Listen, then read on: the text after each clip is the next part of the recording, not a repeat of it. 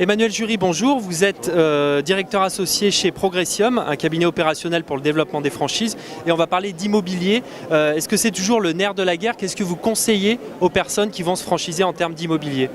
Alors, nous, notre parti pris au cabinet, c'est de dire qu'effectivement, un local commercial doit correspondre à un profil de franchisé.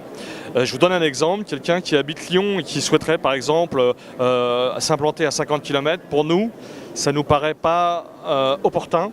Et il faut vraiment que le profil du candidat puisse correspondre à la qualité de l'emplacement et à l'apport financier qu'il peut avoir aussi.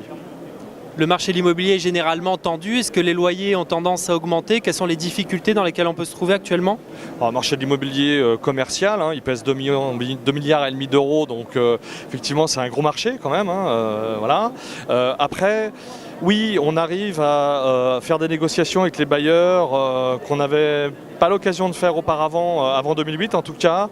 Et je crois que tout ça se fait en bonne intelligence. On a intérêt à ce que les bailleurs soient en bonne santé financière. Ils ont intérêt à ce qu'on soit, nous, en tout cas vis-à-vis des franchisés, en bonne santé financière. Donc je pense que tout ça s'organise très très bien. Il y a beaucoup de candidats aujourd'hui à la franchise. Est-ce que tous peuvent espérer avoir un local commercial qui leur permette le développement commercial qu'ils souhaitent? Non, et puis déjà, de toute façon, le filtrage qui est fait par le biais d'entretien, notamment sur la franchise, en ce qui nous concerne par exemple, c'est 50% des candidatures qui sont écartées, et notamment par manque de rythme et de réactivité, parce qu'on pense qu'on ne peut pas être commerçant si on n'a pas de rythme.